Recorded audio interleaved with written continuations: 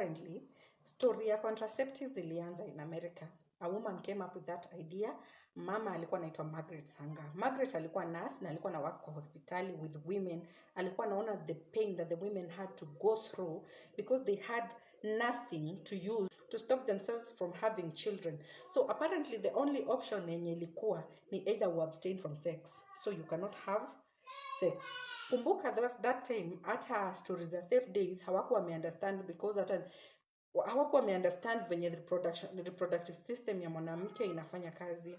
So you either abstained ama ukuwe completely sterilized, your tubes were cut, or you had so many children that you could not even take care of. Kila mwaka unapata mtoto.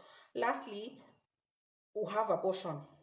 Those are the only choices that were there for women. Margaret, as a nurse and as a woman activist, actually alikuwa anatetea rights za wanawake sana. She believed that a woman's body should be hers and only hers to control. Hakuna mtu mwingine alikuwa anafaa kudictate venye mwanamke atafanya na mwili yake. So Margaret thought, if I came up with something that the women can take, or we women can take, when they do not want to have children, and then when they want to have children, they have that option. Akaona hiyo idea was so good.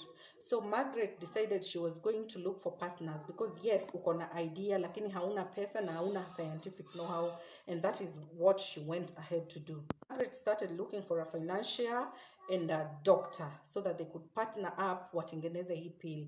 Akatafuta, but not many people were willing to engage her because during that time any story ya birth control ama anything to do with trying to come up with hizo stories of birth control was illegal. In fact, the woman was arrested at some point, but later on she met a doctor. His name was Pincus. Pincus was obsessed with the reproductive system ya human beings. So alipopata hiyo chance ya kufikiria he can be able to make something that will be seen as a step kwa hii reproductive story ya wanawake, he was so happy and he was open for it. In fact, hakuwa anajali ati. Together Sanger and Pincus wakaona nao tumekutana wawili, we need to look for somebody who can accept kutupatia pesa tutengeneze hii pill. So they looked and looked. Kumbuka I told you that it was illegal. And at long last, they met somebody, alikuwa anaitwa Gamble. Gamble was a capitalist. Na alikuwa na pesa, na already he was very, very famous. The reason they went to Gamble is because they knew if Gamble supported them by any chance, ilimaanisha that their project was going to go through, because alikuwa na influence both in America and outside na country. Because Gamble, having that much money, alikuwa anazi invest nje, but he did not invest that money to help people. Alikuwa ana invest the money in some other way. This is where the story is. So Gamble operated by the theory of eugenics. Eugenics means that there are some genes that should be let to thrive and others should be killed off. Na Gamble alikuwa anajua that some people hawafai kuishi, like they are wasting things, they are wasting space, they are wasting air. Yani wao ni reject. They are not supposed to be alive. And he believed that by killing them off ama preventing them from reproducing, angekuwa ana create a conducive environment for the fit ones and the good ones to thrive. Sounds like Gamble was a good man, right? Gamble, the story ni Gamble, because he believed in eugenics, alikuwa na believe that some people should not survive, but these people were not amongst the whites. He believed that these are the people, the poor, the coloreds. I'm saying the coloreds because there is black and all the Caucasians and the stuff. The coloreds, the people who looked like they were not bright enough, you know, wale watu wenye wanakaa ni kama they are riding on other people's backs. He wanted to kill them off. So what did he do? With his money, he went to the countries that were poor, set up clinics, and convinced the government, you see, if we prevent your women from reproducing, you're going to become rich by making sure that the resources that you have, the few resources, zitatosha wale watu wachache watakuwa wamebaki. Now, being a believer of eugenics. Gambo aliposikia hii idea ya birth control pill, he was happy, he was elated. So akawambia atawasupport. And kumbuka Gambo akona pesa na pia akona hizi clinics that I've told you he had been setting up in the poor countries around the world. So together the trio created the birth control pill. And they were happy, but they could not release the birth control pill to the general population bila kuitest, and they did not know where to test this. Kumbuka America ilikuwa illegal. So Pink, as the doctor, akasema he can try to test it in his clinics on his clients wenye wanamtembelea. They used to call it period treatment pill. Hawakukuwa wanasema that ni birth control. Pink has tried testing it on his clients, lakini sasa the clients were few. And you see, with the medical test, you need a large group of people to be able to test, ndio ujue results zitakuwa aje, if it's going to fit people ama kama mtarudi lab kuitengeneza tena. So they certainly agreed, these testing grounds, they are not good.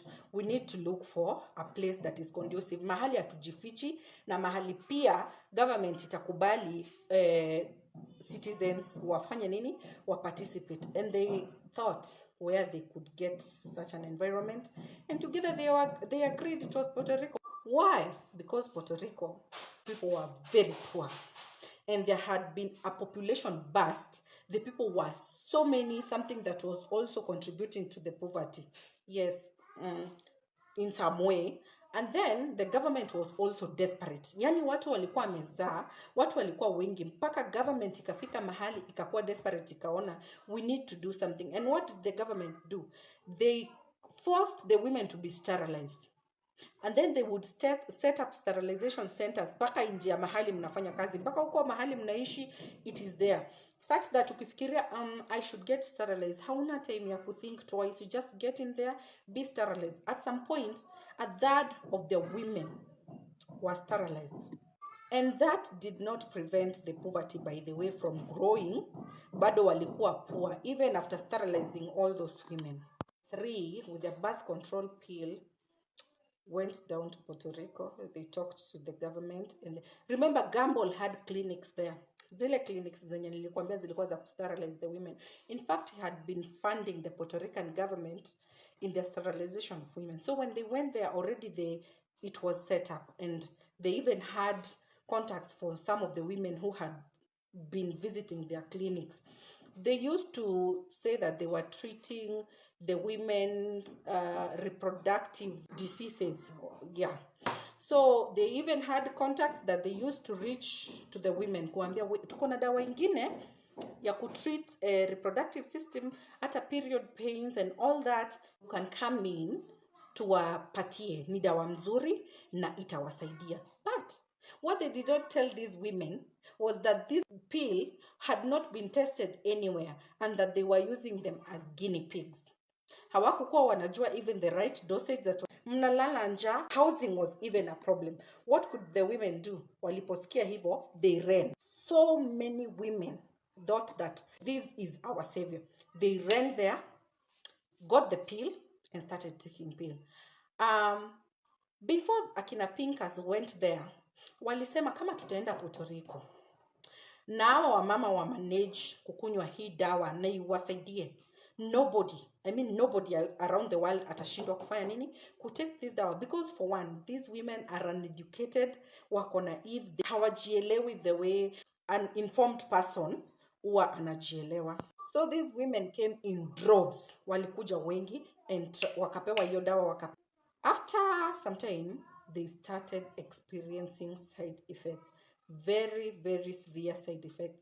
They would report kwa kina Pinkers, but they would be like, are you sure you take your dawa venye tulikwambia? Did you even read the instructions? And the 3, Margaret, Gamble, and Pinkers, walikuwa nakaa chini, and they say, maybe these women are so stupid to even follow instructions. Yani, hii dawa iko sawa, ni wao hawajielewi. The women would have very severe side effects, terrible side effects, depression, others would bleed, others would, yani all kinds of side effects, some are experienced today, but not in that magnitude, because at least by now they know the dosage that a human being should take. The women continued suffering, but they had nowhere to go to. Kumbuka, the government inawambia, no, you have to do this, or you be sterilized. The church is telling them, do not take that birth control pill. Mungu alisema tuzae tujaze dunia. Kwa hivyo hii ni wrong. Haya, the press had also started warning the women that they should not take that pill, because the press realized that this pill was a test pill.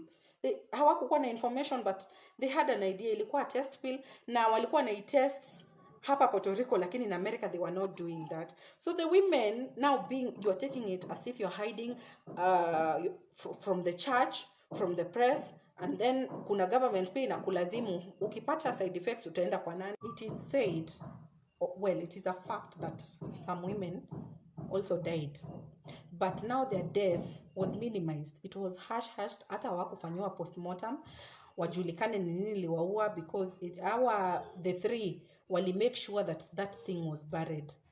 And the tests continued as they were adjusting the dosage. So nyinyi ndio mnatestiwa, ikionekana haiendi poa, hiyo inaondolewa, inaongezwa kidogo, inareduciwa kidogo, until they got to a point where they felt that now dawa ilikuwa imebalance vizuri. And in 1955 hiyo dawa ikareleasiwa to the world. Now they could sell it. But kumbuka, they were still testing with these women mpaka 1964. Now, what is controversial about birth control is the fact that walitumia watu wengine kama guinea pigs. Now, they did not tell them that wana test dawa on them. They did not divulge information that hii dawa hawaku wanajua kama itakuua ama itakurenda permanently barren. They did not know. There is also the fact that they were operating under the eugenics theory. It is said that the birth control itself, the foundation stands on racism. Like the driving factor of the three people who created the birth control was to kill off these other races, were backing at the white race because they thought they were superior than the rest. Exploit ignorance ya other races. Kumbuka, these other races hawakupewa choice ya kuenda shule, hawakupewa choice ya, they were even being barred from going to school and all that. So ignorance kwao was very high. So these three exploited that ignorance. Funny thing is, they continued being famous until they died. Margaret Sanger was actually the face of birth control to her death. Mahali unasikia birth control, she was there. If people are talking about birth control, they are talking about her. If there are guests to talk to you about birth control, Margaret was the first person. We give her credit because her invention was great to date, but still we cannot forget the fact that she did not intend it to help us the way it is helping us now. She joined people who believed that other people were not good enough to live.